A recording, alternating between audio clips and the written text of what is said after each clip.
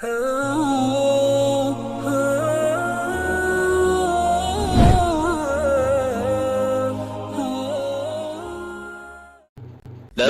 اللهم لبيك لبيك لا شريك لك لبيك. மக்கா ஹஜ் service மனநிறைவான இபாதத்துக்கு முழு உத்தரவாதம். மக்கா ஹஜ் service Maulana Shamsuddin Qasimi அவர்கள் தலைமையில் ஓர் அற்புத ஜியாரத் பயணம். வழமையான 5 நாடுகளுடன் இம்முறை பக்தாத் மற்றும் கர்பலாவும் மிக குறைந்த கட்டணத்தில்.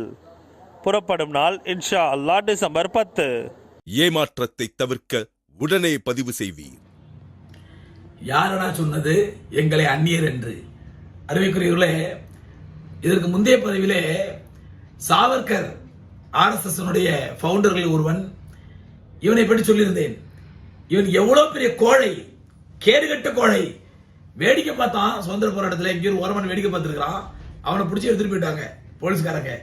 மன்னிப்பு கடிதம் எழுதி கொடுத்து, உனக்கு நான் காலமுழும் அடிமையாக இருப்பேன் என்று சரண்டர் ஆகி காலை நக்கி ஆங்கில ஷூவை நக்கி விடுதலை பெற்று வந்தவன் சாவர்கர்.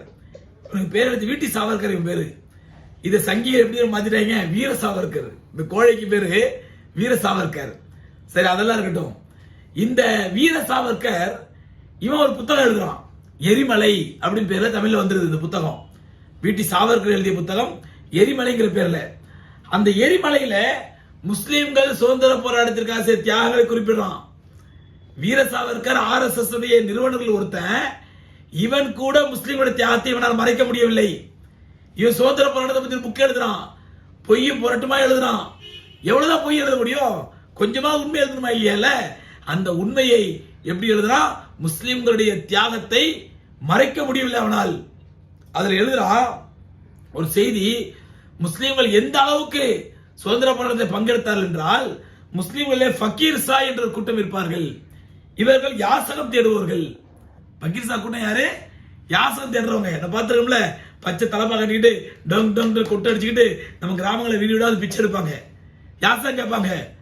வீர சாவர்கள் வீட்டி சாவர்கள் எழுதுறான், அந்த பிச்சை கட்டி யாசகம் செய்யக்கூடிய ஃபக்கீர் சாக்கள் கூட பாட்டு பாடுவார்கள்.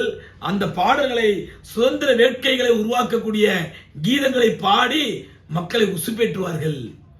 அந்த ஃபக்கீர் சாக்கள் அவன் சும்மா சாதாரண பாட்டு பாட மாட்டான், சுதந்திர வேட்கையை உருவாக்கக்கூடிய கீதங்களை பாட்டு முஸ்லிம்களை மக்களை, பொதுமக்களை உணர்வூட்டினார்கள் இந்த ஃபக்கீர் சாக்கள் அப்படின்னு சொல்லி. இது யார் எழுதுறது? வீட்டி சாவர்கர், RSS ஃபவுண்டர்கள் ஒருவனான வீட்டி சாவர்கர் தன்னுடைய எரிமலை என்ற புத்தகத்திலே குறிப்பிடுகின்றார். அடுத்தபடியா சகோதரர்களே, பெண்களுடைய பங்களிப்பு வரலாற்றை எடுத்து பாருங்க. இன்னைக்கு நம்முடைய நரேந்திரன் சொல்றான் ஹர் கோர்கோ திரங்கோ, வீட்டுக்கு வீடு மூவர்ண கொடி ஏற்றுங்கள், தேசபக்தியை காட்டுங்கள். மூவர்ண கொடி ஏற்றணும் தேசபக்தி பொங்கி எழுதிருவா. ஆனால் அயோக்கியர்களே, அந்த மூவர்ண கொடியை உருவாக்கியது யார்? தேசிய கொடியை உருவாக்கியது யார்? சுரையா சொராப்ஜி. நம்முடைய பக்கத்தில் ஆந்திரால உள்ள ஹைதராபாத் மாநிலத்தை சார்ந்தவர்கள். இந்த அம்மையாருடைய கணவர் பத்ருதீன் சயாப்ஜி, இவர் IAS ஆபீசர், நேருக்கு ரொம்ப நெருக்கமா இருந்தாரு. இவர் தான் அப்ப அது வரைக்கும் தேசிய கொடி என்ன இருந்துச்சுன்னா, காங்கிரசின் சின்னமான ராட்டையை வைக்கப்பட்ட சின்னம் தான் தேசிய சின்னம், தேசிய கொடியா இருந்துச்சு. அப்பதான் அதை உருவாக்குனவரு பிங்கிலி வெங்கையா அப்படிங்கிறவர் அது ஆந்திராவை சார்ந்தவர் தான். அவர் உருவாக்கிய அந்த ராட்டை சின்னம் பொருந்திய கொடிதான் தேசிய கொடியா இருந்துச்சு.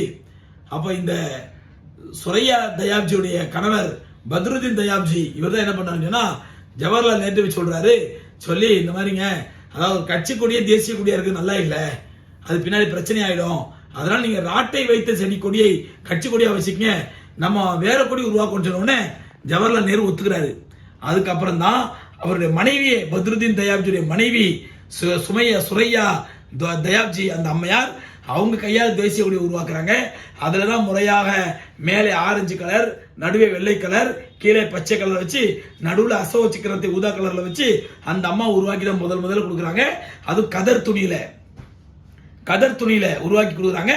அதுதான் இன்று வரை தேசிய கொடியாக கருதப்படுகிறது. இன்னைக்கு இந்த சங்கிங்க இவரு தேசிய கொடிய வரலாறு தெரியாது, அதை உருவாக்கி கொடுத்தது முஸ்லீம் தெரியாது. சும்மனா மக்களை வெளியேற்றுறதுக்காண்டி, மக்களை பிரிப்பதற்காக இவன் தேசிய கொடி பயன்படுத்திட்டு இருக்கான். அதே மாதிரி குஷ்வந்த் சிங் என்ற ஒரு மிக பிரபலமான எழுத்தாளர், இல்லஸ்ட்ரேட் வீக்லி என்ற உலக புகழ்பெற்ற பத்திரிகை, ஆங்கில பத்திரிகை, அதுல 1975 டிசம்பர் மாசம் வந்த அந்த பத்திரிகையில குஷ்வந்த் சிங் குறிப்பிடுகின்றார், முஸ்லிம்கள் இந்த நாட்டுக்காக செய்த உயிர் தியாகமும் பொருள் தியாகமும் அவர்களுடைய பாப்புலேஷன் ரேஷியோவை விட, அவர் குறிப்பிடுகின்றார், அவர்களுடைய மக்கள் தொகை விகிதாச்சாரத்தை விட அவர்கள் செய்த தியாகத்தின் விகிதாச்சாரம் அதிகம். இது சொல்றது யாரு? ஷம்சி காசிம் இல்ல, குஷ்வந்த் சிங் என்ற உலக புகழ்பெற்ற எழுத்தாளர். இல்லஸ்ட்ரேட் வீக்லியுடைய 1975 12 டிசம்பர் மாச பத்திரிகையில அவர் எழுதுகின்றார், முஸ்லிம்களுடைய மக்கள் தொகை விகிதாச்சாரத்தை விட அவருடைய தியாகத்தின் விகிதாச்சாரம் அதிகமாக இருந்தது. யாரடா சொன்னது எங்களை அந்நியர் என்று?